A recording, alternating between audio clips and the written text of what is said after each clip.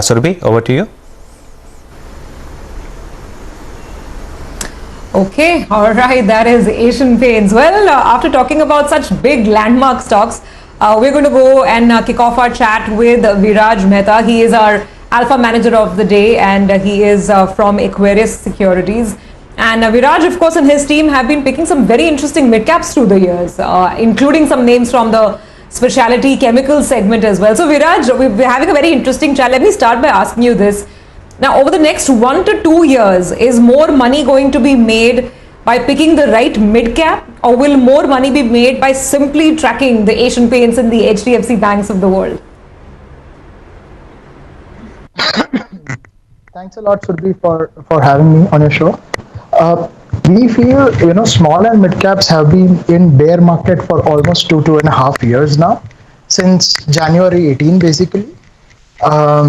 And a lot of those companies actually delivered decent performance on the financial matrix, but the PE just kept on getting derated more and more. We feel if you actually have a 2-year horizon, some of the good mid cap and small cap stocks should do significantly better than some of the larger peers, who we think are priced to perfection. Anuj mentioned about Asian Paints over last 10 years, how well they have done. The interesting bit is that 75% of the return has actually come due to PE derating, and only 25% of the total return has come due to earnings growth. There is a limit to which I think PE can get re-rated. And which we think is abnormally high for some of these companies. Whereas on the other side of the trajectory, you have some of the smaller companies which are growing actually faster, but are getting PE which is worth nothing. So to us, it looks like a no-brainer to be far more larger invested in some of these companies than larger ones. Yeah, that's a fair point. A lot of this is because of PE multiple expansion, and how much of that can continue, you have to find out.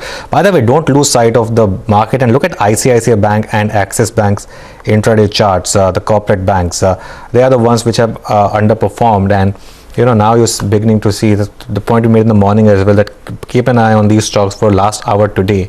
If there's any short covering, they could lead. So ICICI Bank is the one which is now at high point of the day. Even Axis Bank is beginning to recover from the lowest point.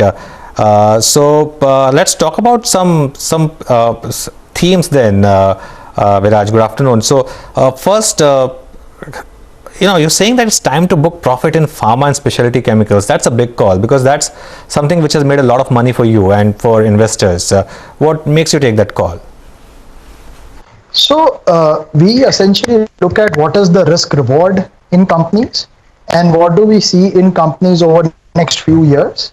I'm not saying that these companies are going to do badly, but if you look at some of the pharmaceuticals and specialty chemicals, and we were one of the early entrants, they were in our portfolio when the PMS started, and which is why the returns of our portfolio looks far superior compared to a lot of other small and mid cap portfolios. But when a company does a decade high margin and they are at a decade high valuation, then the only upside which is left for us as an equity investor is the best case scenario is the earnings growth they'll post. So if today some pieces of the portfolio are at 30-35 PE, whereas we actually bought them at 10-12 PE, as a basket, we feel that is not a very right approach to have. I am only saying that if it becomes a very large portion of our portfolio at 30-35%, we have essentially trimmed it to half of that. And even within that, we have to go company by company. Some of the companies are still very cheap. The idea is to essentially sell a lot of stocks which are today in the limelight and are getting very high earnings multiple, to look at companies which will show earnings growth over next 3 years, but are not getting the multiple today. So that is why we have essentially trimmed our allocation to specialty chemicals and pharmaceuticals, because it was north of 30-35% for us.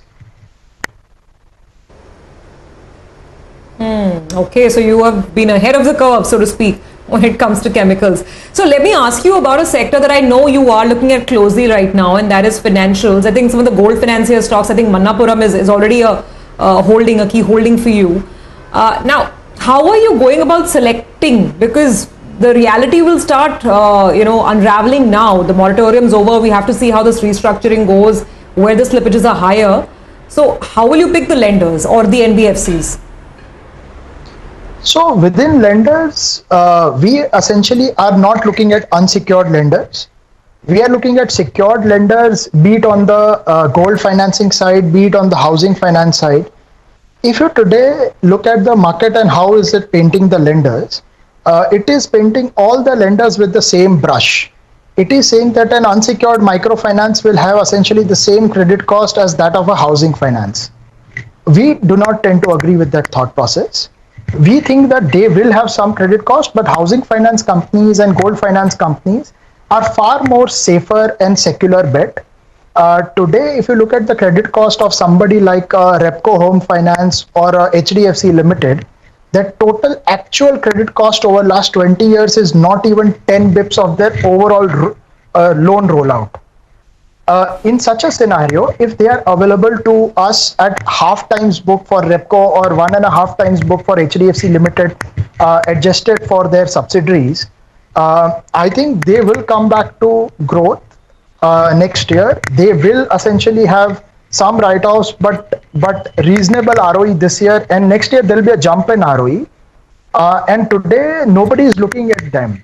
I think these secured lenders will make 15 to 17% ROE over a longer term and should trade at a much more premium than today. That is what excites us, because when market paints all the companies in a sector with the same brush, there are always opportunities in that. So within financials, we like the secured lenders there. Okay, fair point. Now, very interesting argument that you have on telecom stocks, that this is a one-time re-rating and ARPUs will go up. So are you saying that once this re-rating is done, we should not consider these as compounders going forward? This is just one-time re-rating, and after that perhaps market performers or even underperformer, or do you have a more positive stance on names like Bharti?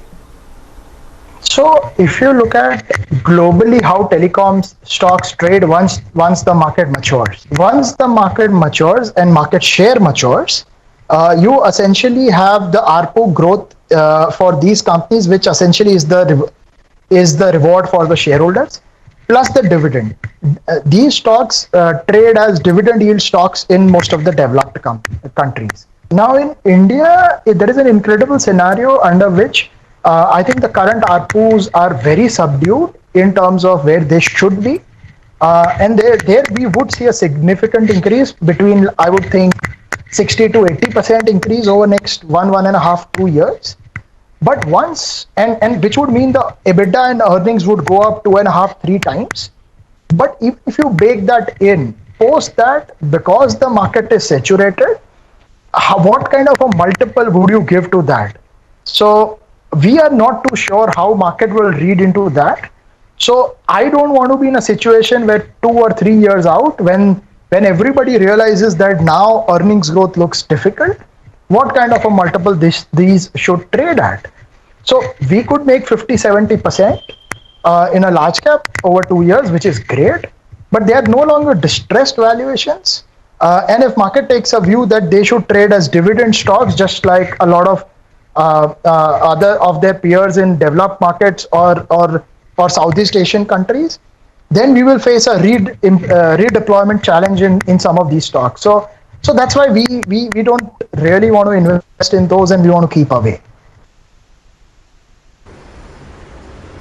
Okay, so very interesting thoughts and the rationale there, including on, of course, telecom and specialty chemical stocks, which have been the toast of town otherwise for the market.